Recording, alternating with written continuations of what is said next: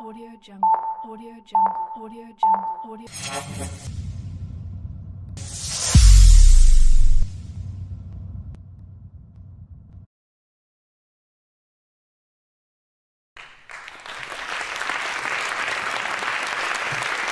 Good morning. Good morning. So, before I start my talk, I wanted to show you a few pictures. This one is a photocopier. Now you see the post-it notes, the Play-Doh, and the pacemakers. Now, what is common amongst all these four innovations? Come think about it. All these four things, which are one of the greatest innovations of all time, were invented by chance, not by choice. So what does it tell us? Does it tell us that innovation happened only by chance, serendipity? Maybe. The theme of today is solving the unsolved. And in the era of artificial intelligence, when I started thinking about this topic, it came to my mind that solving the unsolved is just so easy. All you need to do is design a few artificial intelligence bots, and if bots cannot solve the problem, then you just mint cryptocurrencies, and that's going to solve all the problems in the world, including the traffic problem of my city, Bengaluru. Is it that simple? Now, if we do that, all it's going to do is going to hurt our self-esteem, mine and yours. So what I thought for this particular talk, that let me come out with a perfect formula, give you the recipe for solving the unsolved, something which is very accurate, very, very practical. You can just go home and start implementing it, and you are going to just solve all the unsolved problems in the world. Okay? Now, are you surprised? Why are you surprised? You have seen X habits of success. Do some 9 steps, and you will be an instant billionaire. Okay? So here's my formula. Okay. Formula number 1. Dream big. Dream big. Really big. But actually come to think about it. Whether you are dreaming big, or you are dreaming small, or you are dreaming while remaining awake, or you have a very, very sound sleep without any dreams. Does it really matter? In fact, most of the successful ventures today started with an idea, of course, but they started achieving the success, started taking one step at a time, started going on from there. I'll take an example in my own life. I joined about 21 years back, I joined an IT services company.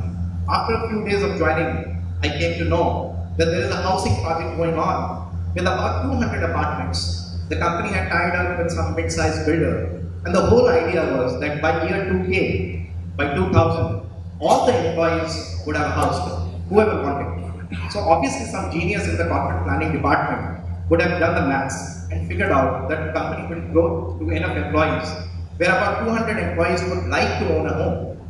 Guess what? Come 2000, and the company had more than 10,000 employees. Today the company had more than 2 lakh employees. What does it tell us?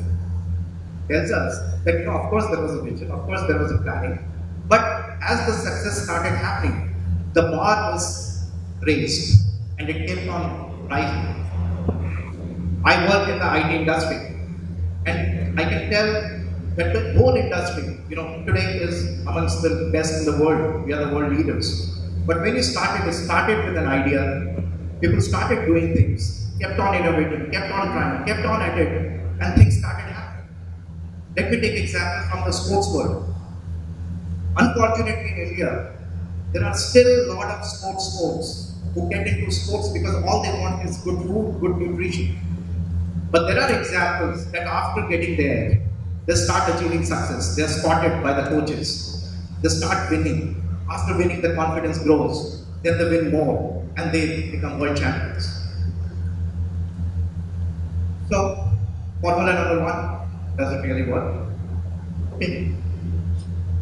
Let me give you another formula. Formula number 2.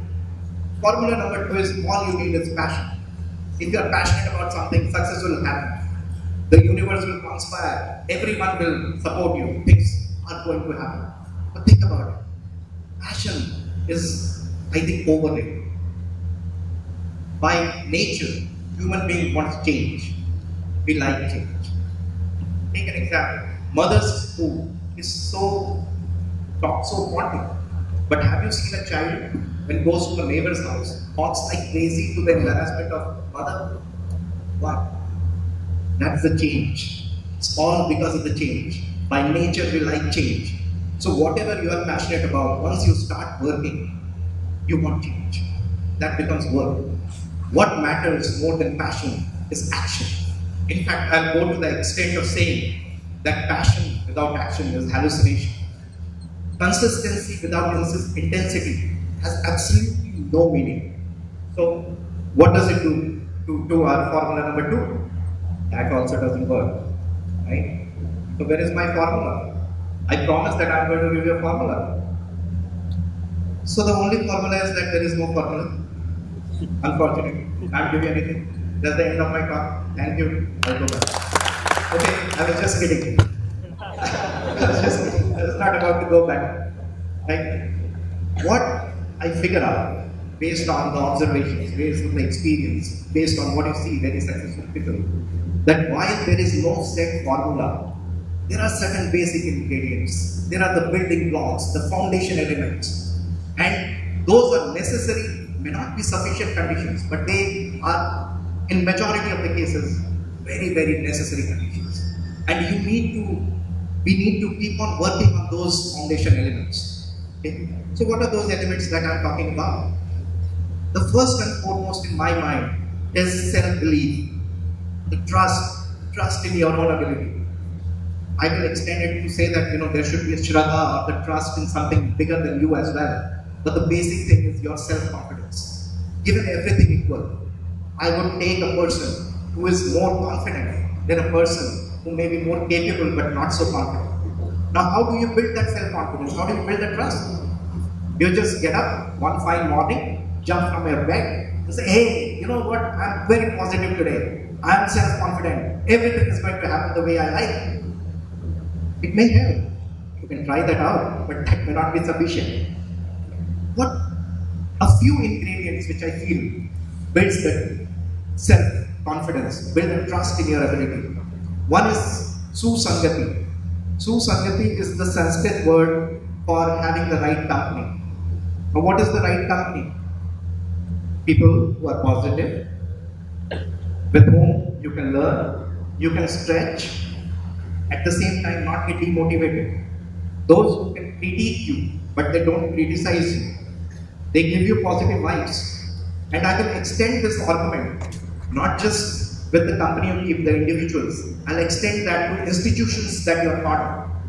It may be an educational institute, your school or your college, or it may be the organization, the company that you work for. We need to choose that very, very carefully. And by that, what I mean, what is the conventional way? If I want to get into an engineering college, what is the way? I just look at the rating, and whichever is the top or the top 5, I want to get in there. Now that may be rated the best, but is it the best for you? You need to look at that. I'll take my example. I joined VSSUT, which then was known as University College of Engineering, Bangalore.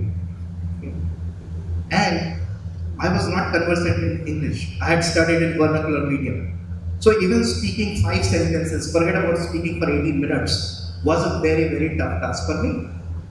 Because, I had no English language proficiency. But when I joined UC Bulla, there were many students like me who had come from similar background, who also had average communication skills. And that gave me a lot of confidence.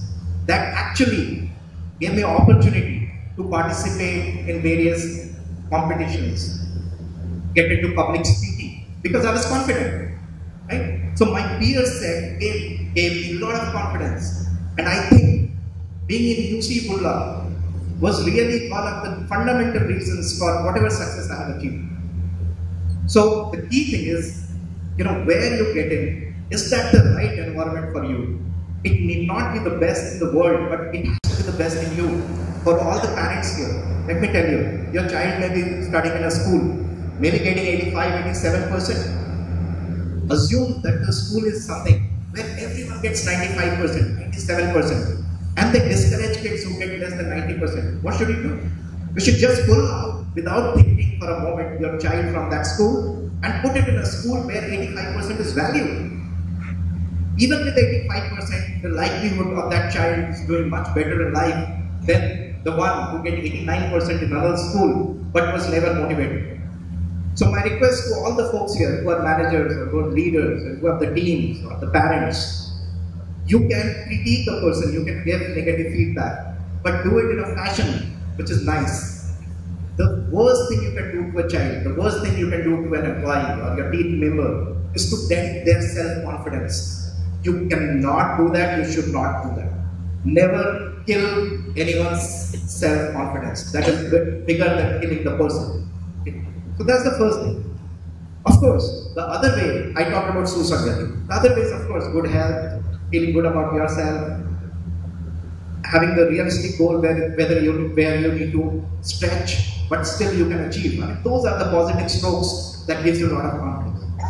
The second important thing, which is in terms of the building block, in my view, is learnability, is adaptability to change. I work in IT industry. The technology keeps on changing. Few years back, it was some programming language.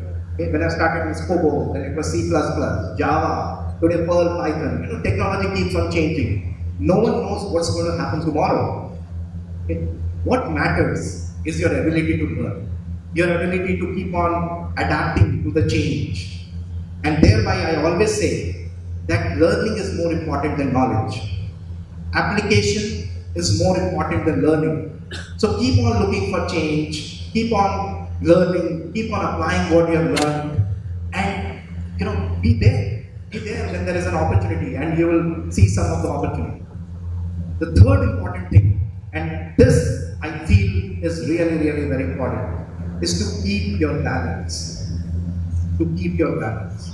Friends, I can tell you, I firmly believe in the saying. It says that if you want to corrupt a man, give him power. Okay. Typically, I have seen when you achieve success, when you are powerful, you think everything is going your way. Many times you become arrogant, and when things don't go your way, we become depressed.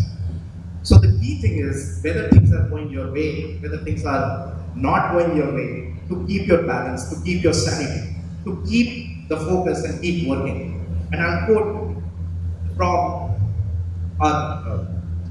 one of the very famous authors, Devdutt Patnaik, who has written a lot about Hindu mythology. When you actually think about it, there are so many unknowns we don't even know. We are just a small thing. Many times we think that we are solving some major issue. We are the center of the universe. Friends, who knows? Because within infinite myths lies the eternal truth. Who sees it all?